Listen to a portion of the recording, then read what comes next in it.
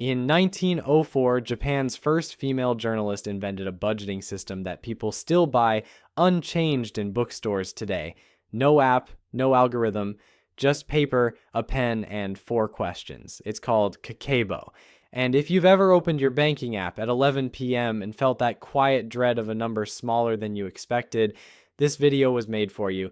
My name is Nick, and by the end of this, you'll know exactly why Kakeibo works when everything else hasn't, and how to start using it tonight. The title of this video promises you'll become 35% richer. So before we go any further, let's talk about where that number actually comes from. Because the truth is more interesting than the marketing. The 35% figure appears to trace back to an unnamed Japanese financial blogger. It got picked up by a British newspaper.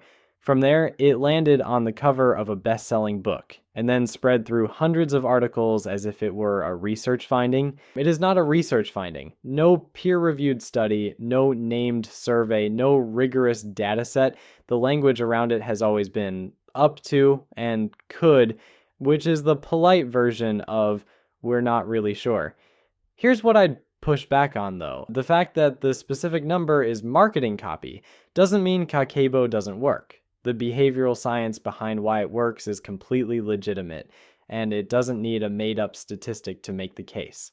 Whether your improvement ends up being 10% or 35% depends entirely on how badly your spending was out of control to begin with. For someone who has genuinely never tracked their spending, finding out where their money actually goes feels like discovering cash in a coat pocket. Except the coat pocket is $300 a month. And it's been there the whole time. That's what we're actually talking about today. Now let's go back to 1904. The year is 1904. Japan is in the middle of the Russo-Japanese War, and a 31-year-old journalist named Motoko Hani is sitting down to solve a problem that has nothing to do with geopolitics, and everything to do with the fact that millions of Japanese households have no idea where their money is going.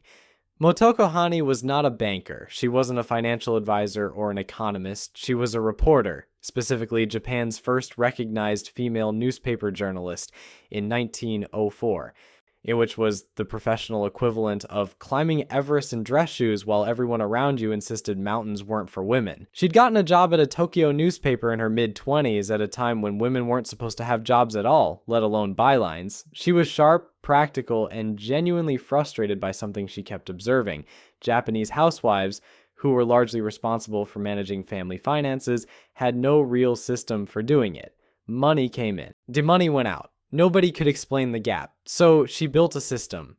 She published the first Kakeibo, just pronounced Kakeibo, which translates literally to household account book, through a magazine she'd founded called Kate no Tomo, or Friend of the Home.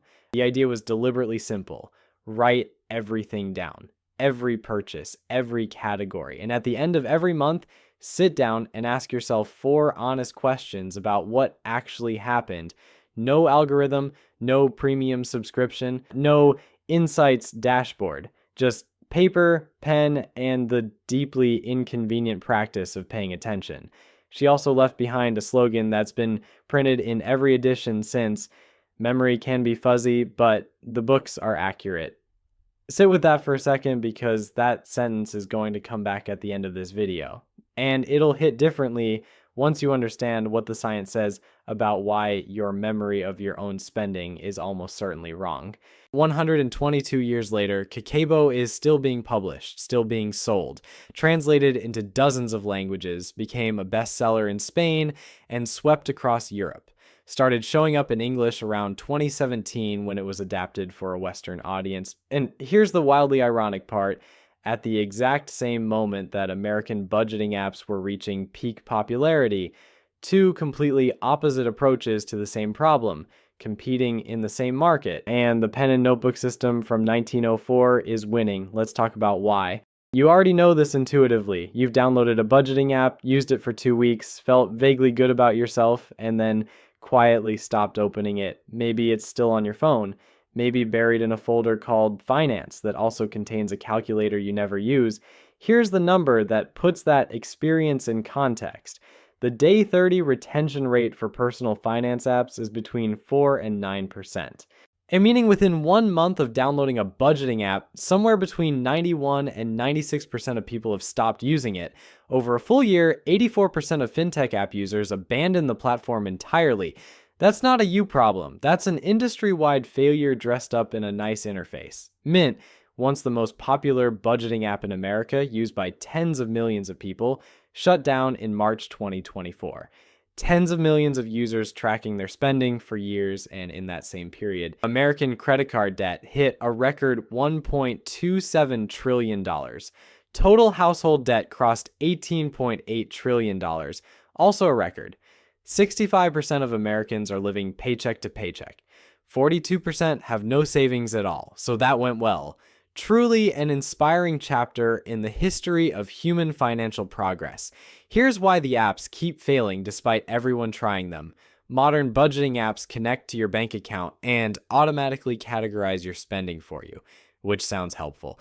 And it is in the same way that having someone else do your workout for you is helpful, which is to say, it isn't really, because the cognitive work of engaging with your spending never actually happens. You glance at a pie chart, feel vaguely uncomfortable about the dining slice, close the app, and do exactly the same thing next month. You received a report. Reports don't change behavior on their own. But here's the deeper problem. Every time you tap your phone to pay, or click Buy Now, or subscribe with one touch, the financial friction of that transaction is essentially zero.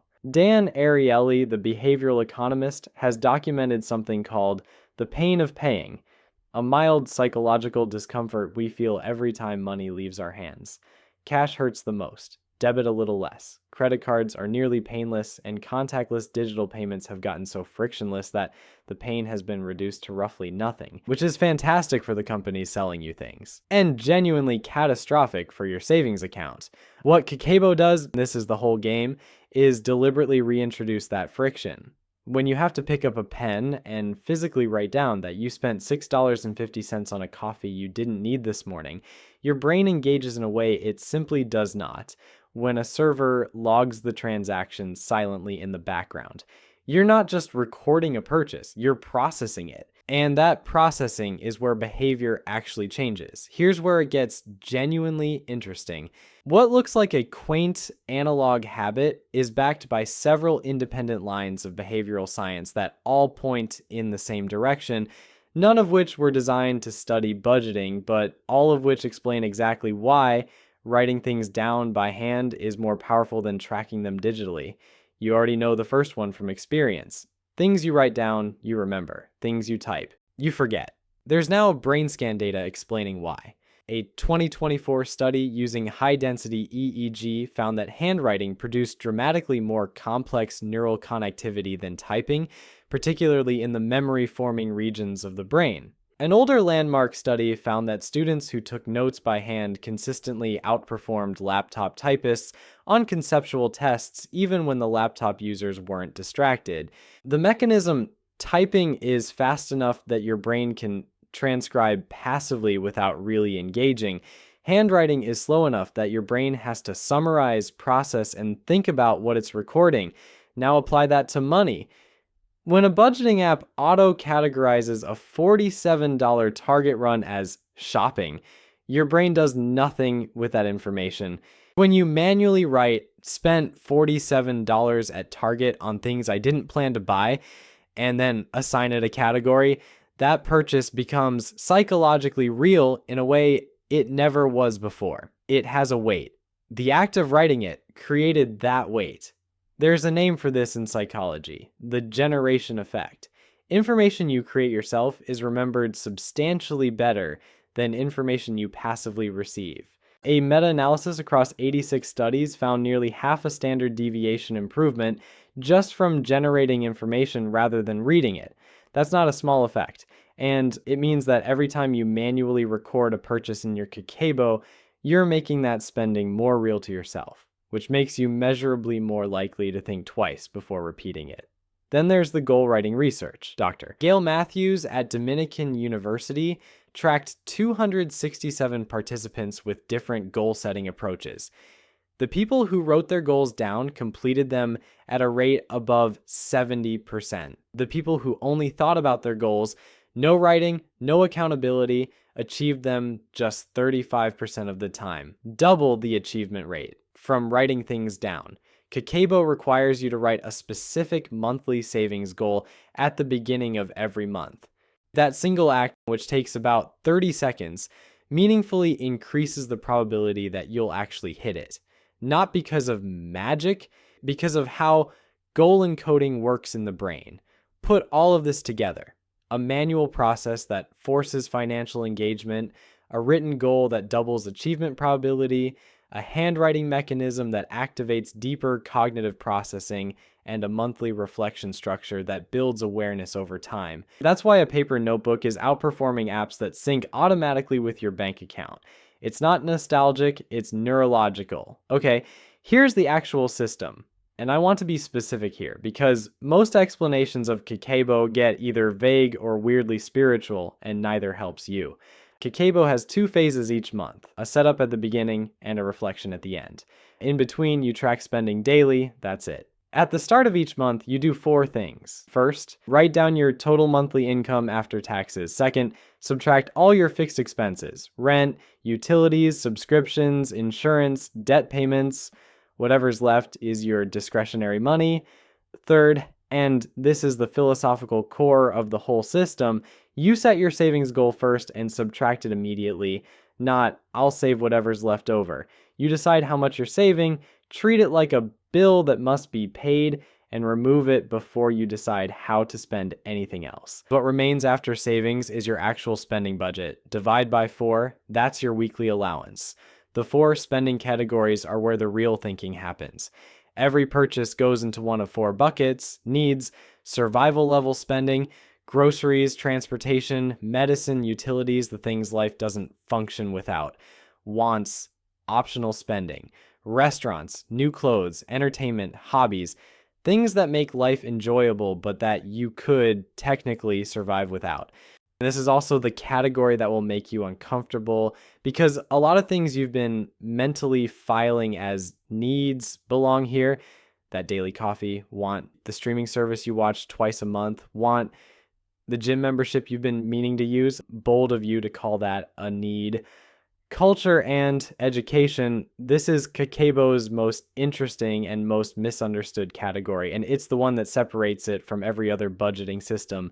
Books, museums, concerts, online courses, anything that enriches your mind or your life. It deliberately sits between need and want to make a quiet but important point. Personal growth is not a luxury. It deserves intentional funding.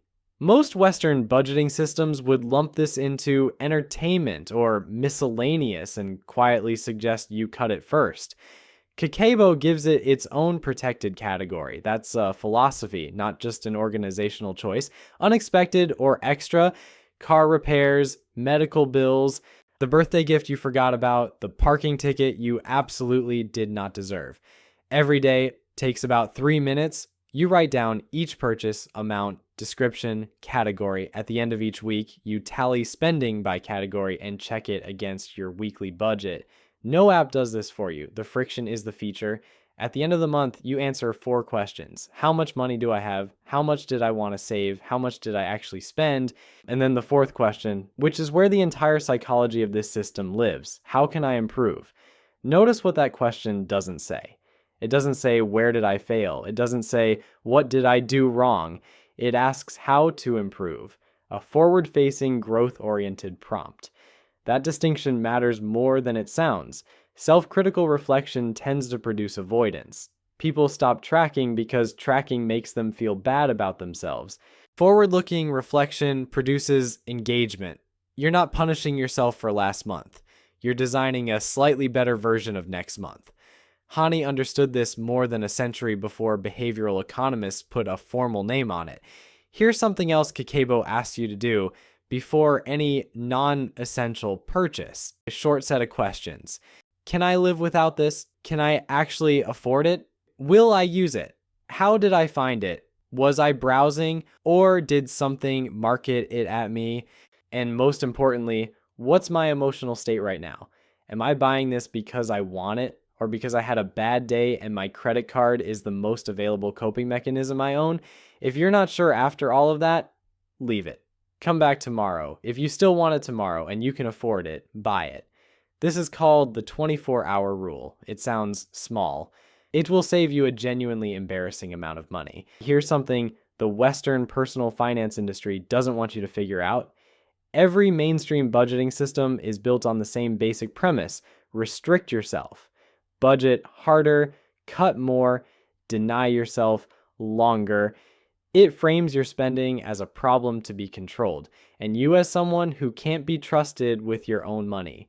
Kakeibo's premise is completely different. It doesn't ask you to restrict, it asks you to pay attention, and those are not the same thing. Then there's ma, roughly pause, deliberate space. It shows up in Japanese architecture, music, martial arts, and conversation. The idea that purposeful emptiness is not absence but structure, that the space between things is as meaningful as the things themselves. The Kakeibo 24-hour rule is ma applied to spending. You're not denying yourself the purchase, you're creating a deliberate interval between the impulse and the action. In that pause, the emotional, fast-reacting part of your brain loses its grip, and the slower, more rational part gets a vote. Most of the time, the impulse simply evaporates. You wake up the next morning and genuinely cannot remember why you needed that thing so badly at 11 p.m. That's not willpower, that's just time doing its job. The reason this works better than restriction is psychological. Restriction triggers scarcity thinking. The feeling of being deprived makes you want things more, not less, and turns every no into a small act of self-punishment. Intentional pausing triggers something different. Agency. You're not being told you can't have it. You're choosing to wait. One of those feels like a diet. The other feels like being in control of your own life. That difference is what makes Kakeibo sustainable in a way that just spend less never is. You don't need to buy anything.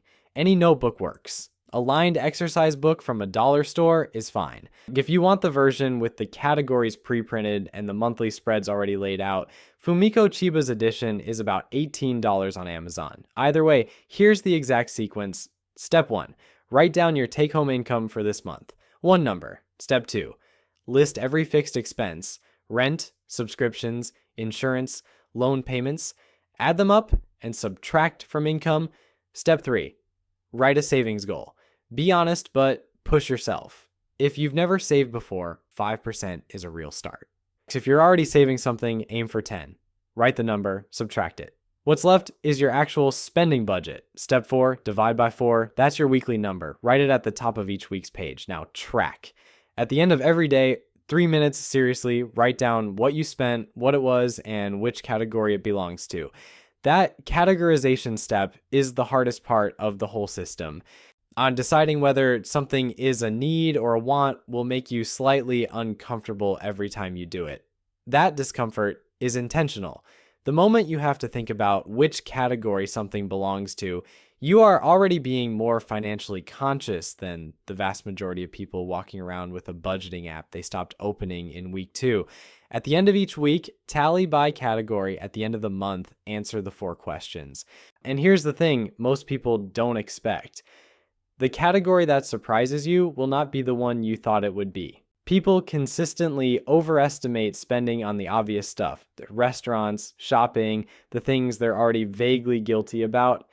The real shock is always the invisible spending. The subscriptions nobody canceled, the automatic charges that have been quietly running for 8 months, the $12 things that happened 6 times, the just because purchases that each seem trivial and together add up to a number that makes you want to close your banking app and go lie down. You don't know what that number is until you write it down. That's the entire point. That's the whole system. And here's what that moment actually feels like for most people who do this. It's not the big categories that get you. You already knew restaurants were a problem. What floors you is the quiet stuff. The $14.99 that's been leaving your account every month for a service you signed up for during a free trial in 2022 and haven't thought about since. The 4 separate times in 1 week you spent just a few dollars on something and it somehow added up to $60. The gap between what you thought you spent on groceries and what you actually spent on groceries, which are two completely different numbers, and the real one is always worse. You look at it and you think, I work hard. I'm not irresponsible. Where is it all going? And the answer, when you finally write it down, is everywhere, in small, invisible, completely forgettable amounts that the apps tracked and you never actually saw. Once you can see clearly what's actually happening, you can decide with intention, not guilt, what you want to be different. In 1904, Motoko Hani printed a slogan in the very first Kakeibo. Memory can be fuzzy, but the books are accurate. Think about that in 2026. You are surrounded by one-tap payments, auto-renewing subscriptions, and algorithms designed by some of the smartest people on earth specifically to make spending feel effortless and invisible. Your memory of where your money went this month is almost certainly wrong. Not because you're irresponsible, but because the entire system is engineered to make sure you can't see clearly. Kakeibo is just a tool for seeing clearly. A samurai's daughter figured this out 122 years ago with a notebook and a pen.